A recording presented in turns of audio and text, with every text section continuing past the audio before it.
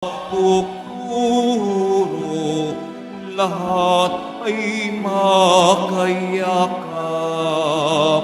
Buksan ang aming isip, sikatan ng liwanag ng kusang matang hilig, tungkuling mabanag. Buksan ang aming palad, sarili maialay. Tulungan mo ihanap kami ng bagong malay. Sa ngalan ng Ama, ng Anak at ng Espiritu Santo. Amen. Ang pagpapala ng ating Panginoong Jesucristo, ang pag-ibig ng Diyos Ama, ang pagkikipagkaisa ng Espiritu Santo ay sumainyong lahat. At sumaiyo rin. Magandang umaga mga kapatid. Sa araw na ito, tayo ay magpasalamat sa mga biyayang kaloob ng Diyos sa atin. Tandaan ang pagmamahal sa atin ng Poong Jesus Nazareno. Sa ating pasasalamat, patuloy nating ialay ang misa, ang intensyon ng mga sa misang ito. Gayon din ang ating mga personal na kahilingan at ang mga humihingi ng panalangin. Taglay ang pusong mapagpasalamat, halina mga kapatid, buong kababaang loob nating aminin ang ating mga kasalanan at humingi ng kapatawaran. Inaamin ko Sa makapangyarihan Diyos at sa inyo mga kapatid, na luba akong nagkasala sa isip, salita at sa gawa at sa aking pagkukulang. Kaya sinasama ko sa mahal na Birheng Maria sa lahat ng mga anghel at mga banal at sa inyo mga kapatid na ako'y panalangin sa Panginoong ating Diyos. kawan tayo na makapangyarihang Diyos, patawarin tayo sa ating mga kasalanan at patnubayan tayo sa buhay na walang hanggan. Amen. Manalangin tayo. Ama naming makapangyarihan, ang sanlibutan ay iyong binago sa mga pagdiriwang namin sa iyong pagsagip sa tao.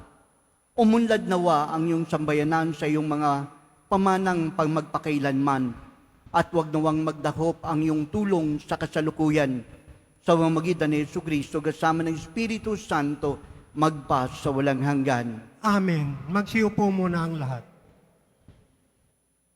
Pagbasa mula sa aklat ni Propeta Isaías. Ang sabi ng Panginoon, "Ako ay lilikha, isang bagong lupa't isang bagong langit.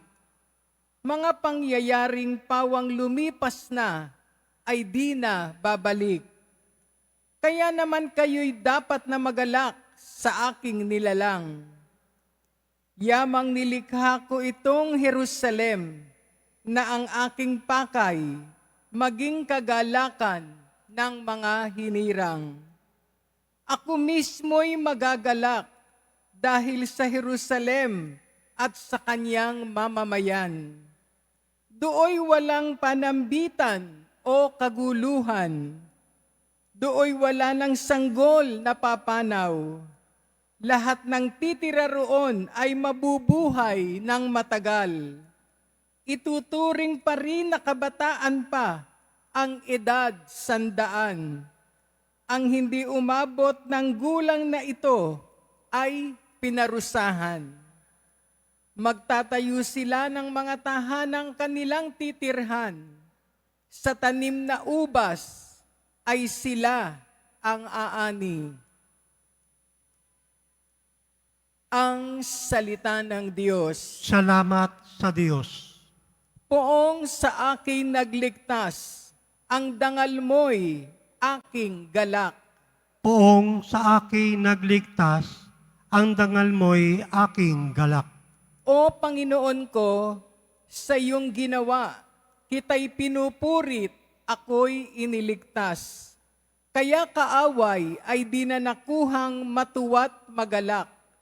Mula sa libingang daigdig ng patay, hinango mo ako at muling binuhay, ako na kasama nilang napabaon sa kailaliman.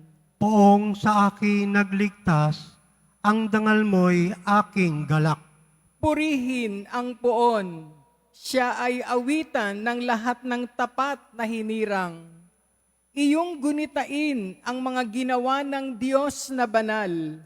Ang kanyang ginawa ay alalahanin at pasalamatan. Hindi nagtatagal yaong kanyang galit at ang kabutihan niya'y walang wakas. Ang abang may hapis at tigmak sa luha sa buong magdamag. Sa bukang liwayway ay wala ng lungkot, kapalit ay galak. Poong sa akin nagligtas, ang dangal mo'y aking galak. Kaya't ako'y dinggin, ikaw ay mahabag sa akin, o poon, ako ay pakinggan. Mahabag ka, poon, ako ay dinggin mo at iyong tulungan. Nadama ko'y galak ng iyong hubarin ang aking panluksa. Sa pasasalamat sa iyo, o poon, ay di magsasawa. Poong sa akin nagligtas, ang dangal mo'y aking galak. Magsitayo na po ang lahat.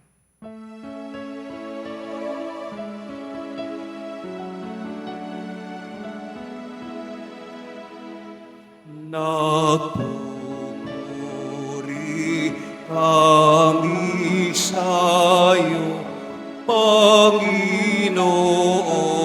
Hesu Kristo. Nagpupuri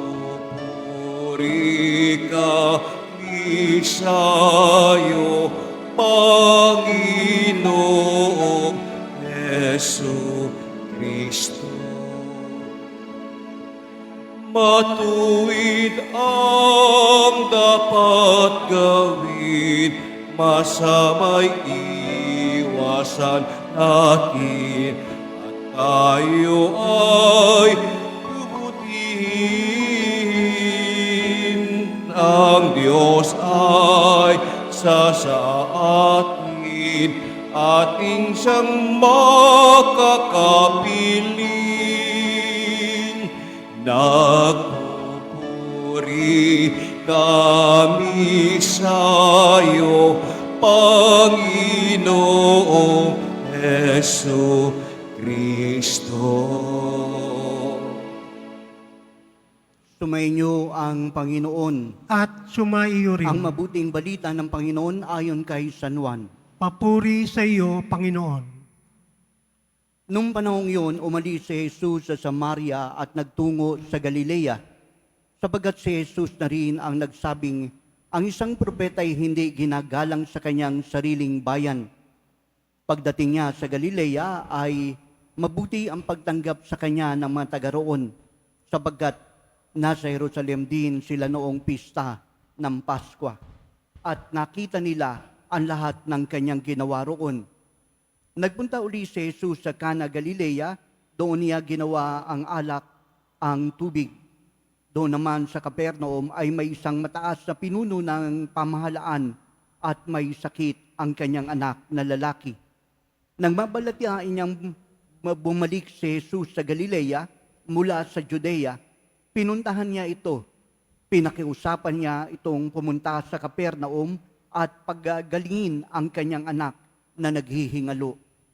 Sinabi sa kanya ni Jesus, hanggat hindi kayo nakakakita ng mga palatandaan at mga kababalaghan, hindi kayo mananampalataya. Ngunit sinabi ng pinuno, tayo na po, Ginoo, bago mamatay ang aking anak. Sumagot si Jesus, umuwi na kayo, magaling na ang iyong anak. Naniwala ang lalaki sa salita ni Jesus at umuwi nga siya.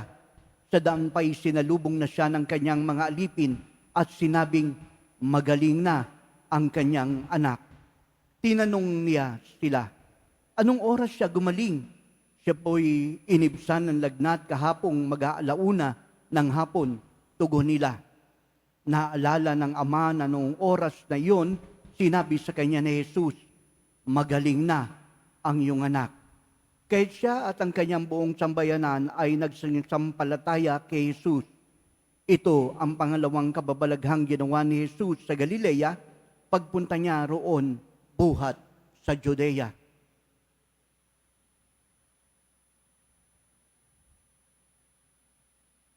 Mga kapatid, ang mabuting balita ng Panginoon. Pinupuri ka namin, Panginoong Hesukristo. Magsiupo muna ang lahat.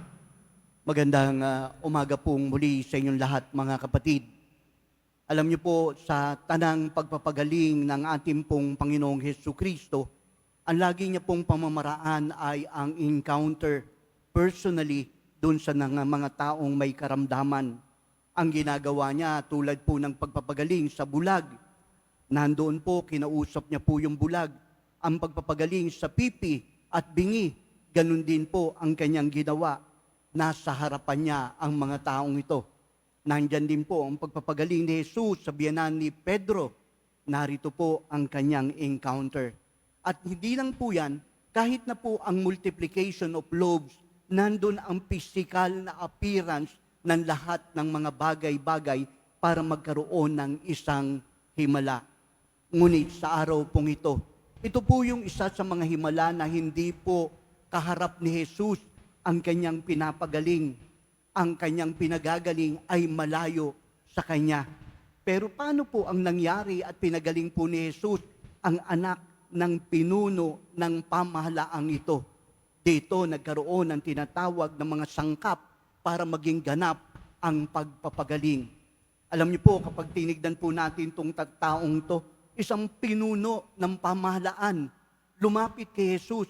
Alam naman po natin na hindi po nila magagawa and basically, para po sa kanila, hindi po pwedeng gawin ng isang mataas na tao at lumapit kay Jesus para lang magsabing, pagalingin mo po ang aking anak.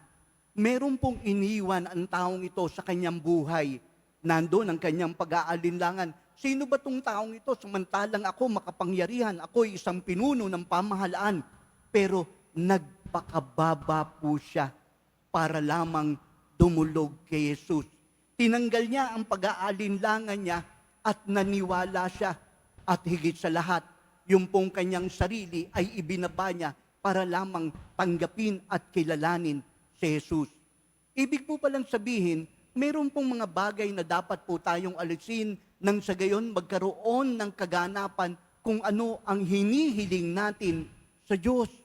May mga sakripisyong hinihingi nang makita natin at matanggap natin ang biyayang ating pong hinihingi. Ngayon po, panahon ng Kwaresma, ano po yung sinasabi? Lenten season is a time for sacrifice. Pero sandali lang po, kapag tinignan mo po ng mas malaliman, ang Kwaresma, hindi lang po nagsasabi po ito ng sakripisyo na dapat nating gawin. Bagkus ang pagkilala natin sa biyayang ikakaloob sa atin. Ito po yung pinagdaanan mismo nitong pinunong ito. Anong nangyari sa kanya? Kailangan kong magsakripisyo, kailangan kong tanggapin na ako ito sa harapan ng Kristong ito. At ngayon, matanggap ko kung ano ang biyayang ibibigay niya sa akin. Mga kapatid, dito nagsisimula po ang himala. Ibig po palang sabihin, kailangan mo munang tanggapin ang iyong kinalalagyan kung sino ka sa harapan ng Diyos. Otherwise, kung hindi mo matatanggap na ikaw ay isang makasalanan, paano magkakaroon ng biyaya sa bawat isa sa atin? Tayo, narito po ngayon, tumatanggap tayo at kumikilala na ang Diyos ay makapangyarihan, na ang Diyos ay mapagmahal, na siya ay mapagpatawad. Nangangahulugan, sa unang yugto ng ating pananampalataya, dapat hubarin natin kung ano ang mayroon tayo na sa tingin natin, ito ang kapangyarihan natin dahil ito mismo ang maglalayo sa atin sa Diyos. At kapag nakita na po natin ito, mararamdaman natin ang biyayang kanyang kaloob. Alam niyo po mga kapatid, meron pong dalawang himalang nangyari po sa Ebanghelyo. Hindi lamang po ang pagpapagaling sa kanyang anak, bagkus ang unang himala ay ang matanggap niya kung sino siya sa harapan ni Kristo. Ang matanggap niya ang kanyang kababaan, nang sa gayon ang kapangyarihan ng Diyos ay magsimula sa kanyang buhay. At nang matanggap niya po ito, ano yung nangyari sa kanya? Nanampalataya siya. Ang sabi ni Jesus sa kanya, umuwi ka na, pinagaling ka ang iyong anak. At siya rin po ay sumunod agad-agad. At pagdating niya, doon sa tarangkahan, sinalubong na po siya ng kanyang mga kasambahay at ang sabing, magaling na ang iyong anak. At para patotohanan, anong sabi niya? Anong oras pinagaling? Mga alauna. Yun po yung oras kung saan kausap niya si Jesus. Nangangahulugan, ang kanyang pagtitiwala ay wagas. Ang kanyang pananampalataya ang nagpatibay para maganap ang tinatawag na himala, ang paggaling ng kanyang anak. Una, mga kapatid, ang dami nating hinihiling dito di ba? Kaya nga po tayo nagsisimba rito sa Quiapo, kaya tayo nagdarasal sa Poong Jesus Nazareno. Pero dapat isang bagay ang dapat nating tanggapin at kilalanin kapag ikaw ay nagdadasal dito sa Quiapo, naninikluhod at nananalangin, isang bagay po ang dapat nating tanggapin. Every time na kayo po ay magsasabi ng inyong panalangin, ng inyong intensyon, sa bawat bukha ng inyong bibig, claim na ginawa na ng Diyos ang himalang hinihingi nyo. At nang sa gayon, maisiwalat ng Diyos ang kanyang kapangyarihan dala ng inyong pananampalataya. Amen. Magsitayo na po ang lahat.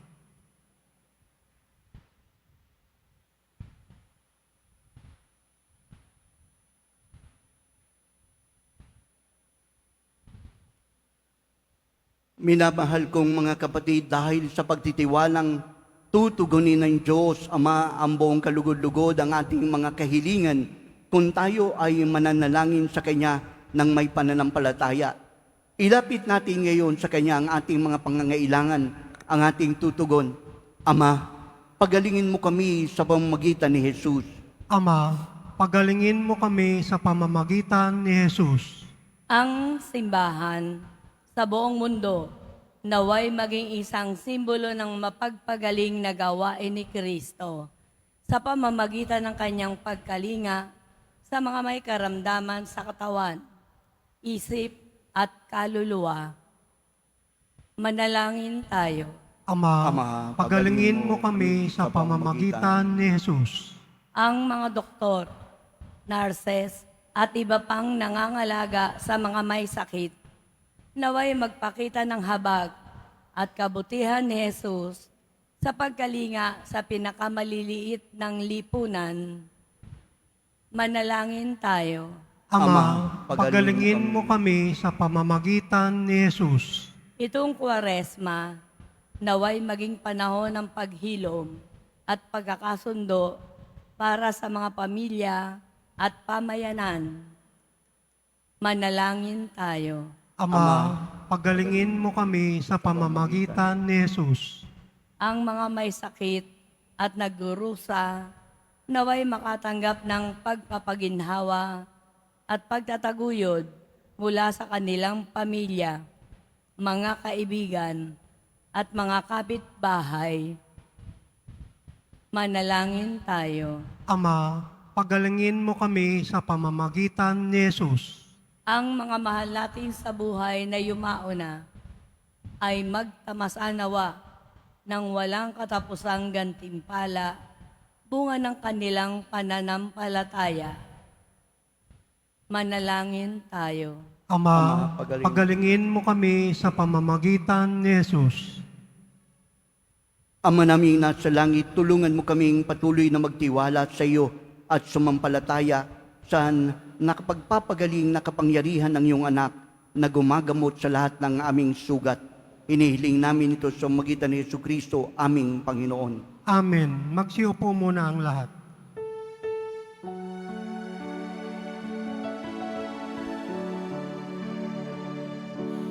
Sa iyo iaalay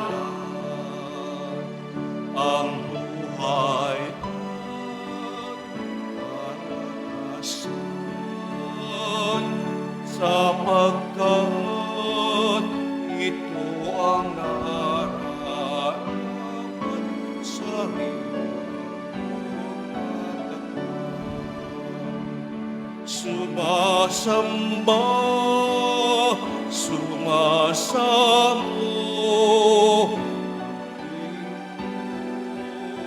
sa ngalan mo, pagkat sa'yo ay lamang sa pagmamahal ng Ama. Sumasamba, sumasamo, naghahandog sa ngalan mo, pagkat sa'yo ay nadama ang pagmamahal ng Ama. Magsitayo na po ang lahat. Mga kapatid, manalangin kayo pang ating paghahain ay maging kalugod-lugod sa Diyos samang makapangyarihan sa lahat. Tanggapin nawa ng Panginoon itong paghahain sa iyong mga kamay sa kapurihan niya at karangalan sa ating kapakinabangan at sa buong sambayanan niyang banal. Ama namin lumikha, sa paghahain namin sa iyo, kami naway makapakinabang upang sa pagdadalisay ng aming pamumuhay sa sanlibutan, kami ay magkaroon ng pagbabago para sa buhay sa kalangitan. Sa pamamagitan ni Jesucristo kasama ng Espiritu Santo, magpas sa walang hanggan. Sumainyo ang Panginoon. At sumayo rin, Taas sa Diyos ang inyong puso at isipan. tinaas na namin sa Panginoon. Pasalamatan natin ang Panginoong ating Diyos.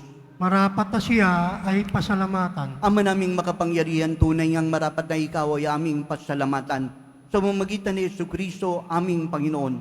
Sa aming kusang pagtitiis ng hirap, tinutulungan mong aming maitumpak ang kinamahis ng pagsalungat sa pananagutang iyong iniatas sa aming pagtulad sa anak mong mahal na nagpapakasakit para sa tanan.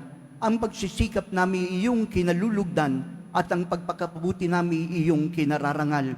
Kaya kaysa ng mga anghel nagsisiawit ng papuri sa iyo nang walang humpay sa kalangitan, kami nagbubunyi sa iyong kadakilaan. Santo, Santo, Santo, Panginoong Diyos ng mga hukbo, napupuno ang langit at lupa na kadakilaan mo, o sana sa kaitaasan. Pinagpala na paririto sa ngalan ng Panginoon, o sana sa kaitaasan. Magsiluhod po ang lahat. Ama naming banal, ikong bukal ng tanang kabanalan, kay sa magitan ng iyong Espiritu gawin mong banal ang mga kaloob na ito, upang para sa amin maging katawan at dugo ng aming Panginoong Jesucristo. Bago siya pinagtiis ang kusan loob na maging handog, kinuha niya ang tinapay, nagpasalamat sa iyo. Pinaghati-hati yun, niabot sa kanyang mga alagad, at sinabi, tanggapin niyo lahat ito at kanin. Ito ang aking katawan na ihahandog para sa inyo.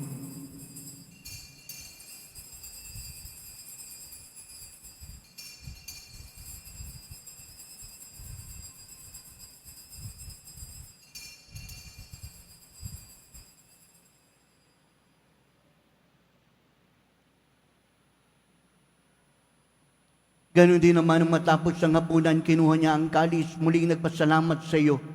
Inabot ang kalis sa kanyang mga alagad at sinabi, tanggapin niyo lahat ito at inumin.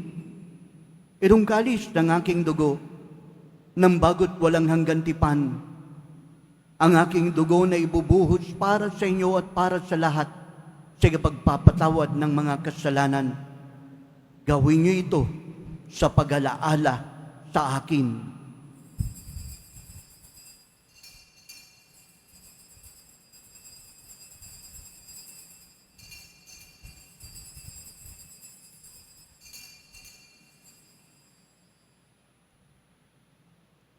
Magsitayo na po ang lahat.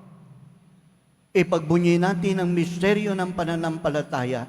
Si Kristo'y namatay, si Kristo'y nabuhay, si Kristo'y babalik sa wakas ng panahon. Ang mga ginagawa namin ngayon ang pag-alala sa pagamatay at muling pagkabuhay ng iyong anak. Kaya nialay namin sa iyong tinapay na nagbibigay buhay, ang kalis na nagkakaloob ng kaligtasan. Kami nagpapasalamat dahil minarapat mo kaming tumayo sa harap mo para maglingkod sa iyo. Sinasamo namin kami magkasalo-salo sa katawan at dugo ni Kristo ay mabuklod sa pagkakaisa sa pamamagitan ng Espiritu Santo.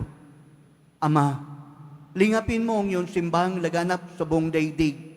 Puspusin mo kami sa pag-ibig kaysa ni Francisco na aming Papa, ni Jose na aming Obispo, lahat ng mga pari, mga religyoso, diakono at ang intensyon ng iyong bayan. Alalahanin mo rin mga kapatid naming nahimlay na may pag-asang sila'y muling mabubuhay, gayon din ang lahat ng mga pumanaw. Kawa mo sila't patuluyin sa iyong kaliwanagan. Kawan mo at pagindapating kaming lahat na makasalo sa iyong buhay na walang wakas. Kaysa ng mahal na Birheng Maria, ina ng Diyos, kabiyak niyang pusong si Jose, kaysa ng mga apostol at ang lahat ng mga banal, San Juan Bautista, Francisco, Clara, Antonio at Pio, na namuhay dito sa daigdig ng kalugod-lugod sa iyo. May pagdiwang nawa namin pagpupuri sa kararangal mo sa mamagitan ng iyong anak, naming Panginoong Hesu Kristo. Sa pamamagitan ni Kristo, kasama niya at sa Kanya, ang lahat ng parangal at papuri ay sa iyo, Diyos samang makapangyarihan, kasama ng Espiritu Santo, magpa sa walang hanggan. Amen. Sa tagubili ng nakagagaling na utos at turo ni Jesus, Panginoon natin at Diyos, pahayag natin ang lakas loob.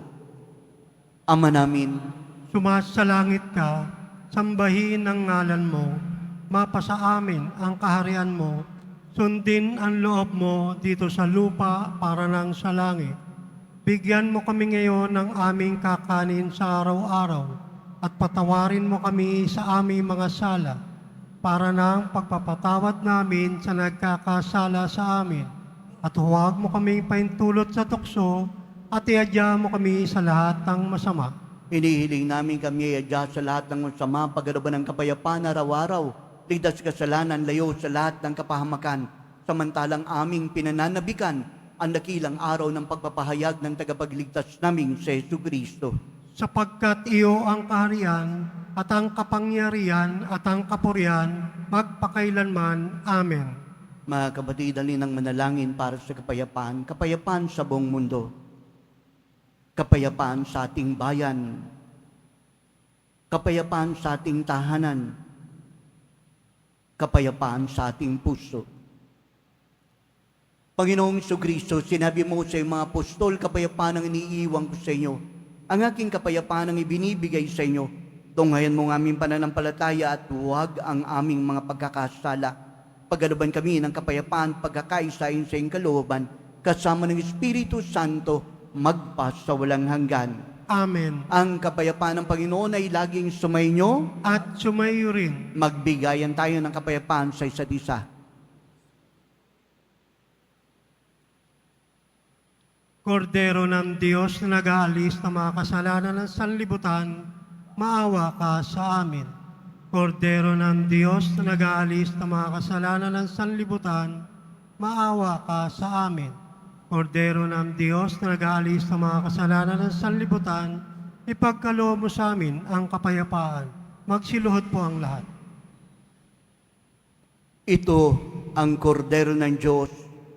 Ito siyang nag-aalis ng mga kasalanan ng sanlibutan. Mapapalad ang sa Kanya'y patuloy na tumatanggap. Panginoon, hindi ako karapat-dapat na magpatuloy sa iyo, ngunit sa isang salita mo lamang ay gagaling na ako.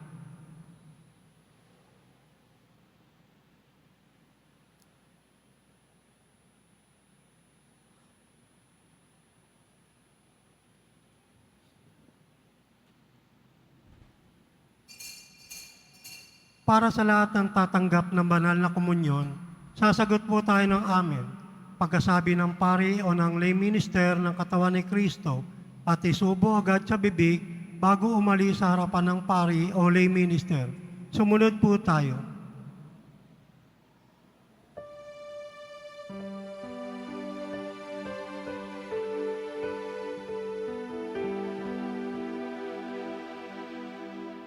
Ikaw ang lagi kong kausap. Ikaw ang laging tinatawa. Gabay ka ng bawat pangarap, lakas ng bawat pagsisikap. Ikaw ang tunay na kaibigan. Ginto ang puso't kalooban,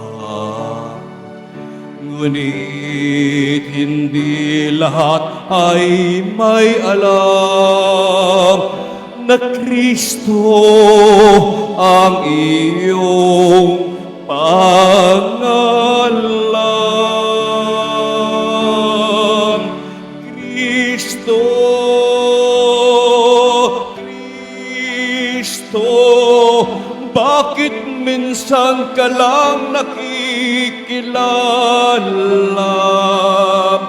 Kapag nakadama ng dusa't pangamba, tinatawagan ka, sana'y maawa ka. Kristo, Kristo, kulang pa bang pag-ibig na dulot mo? Bakit ba ang mundo ngayon'y gulong-gulo? Anong dapat gawin? Kami tulungan mo. Ikaw ang lagi kong kausap.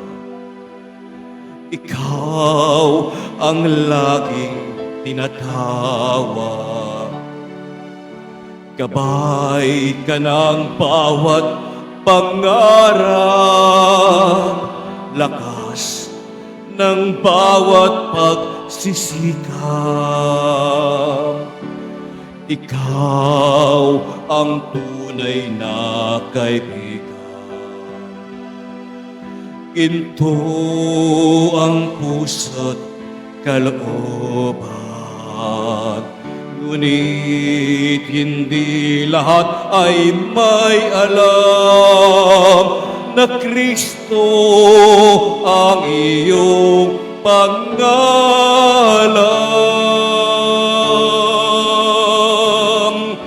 Kristo, Kristo, bakit minsan ka lang nakikilala? Kapag nakadama ng dusa't pangamba, tinatawagan ka, sana'y maawa ka. Kristo, Kristo, kulang pa bang pag-ibig na dulot mo? Bakit ba ang mundo ngayon'y gulo-gulo? Anong dapat gawin? Kami tulungan mo, Kristo, Kristo ng buhay ko.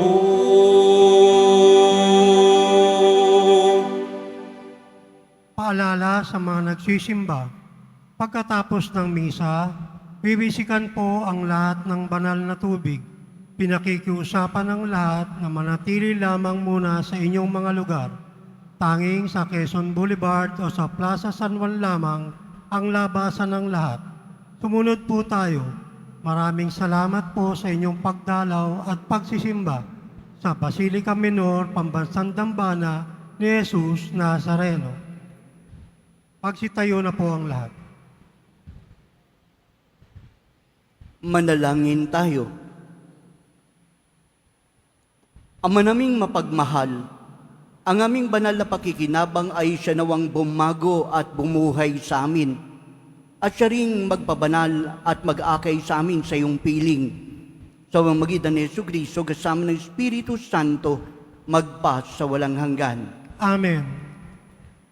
Sumainyo ang Panginoon, At sumaiyo rin. pagbabasbas ng Poong Jesus Nazareno.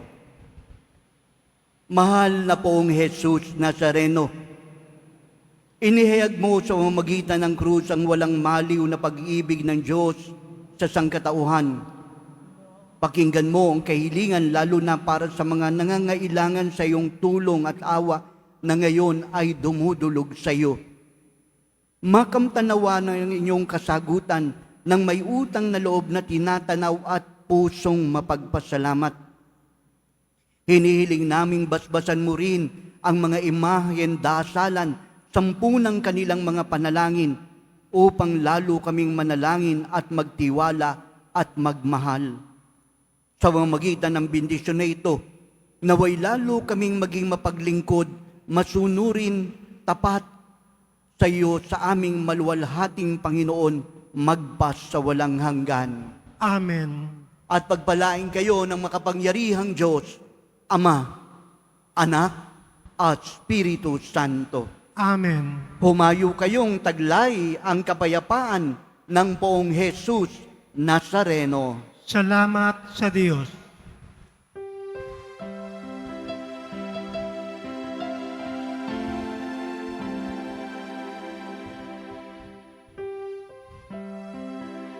Jesus Nazareno, sinasamba ka namin, pinipinto ka namin, aral mo ang aming buhay at kaligtasan. Nuestro Padre Jesus Nazareno, iligtas mo kami sa kasalanan. Ang krus mong kinamatayan ay sagisag ng aming kaligtasan. Nuestro Padre Jesus Nazareno, dinarangal ka namin. Nuestro Padre Jesus Nazareno, dinulwalhati ka namin. Nuestro Padre Jesus Nazareno, dinarangal ka namin. Nuestro Padre Jesus Nazareno, dinulwalhati ka namin.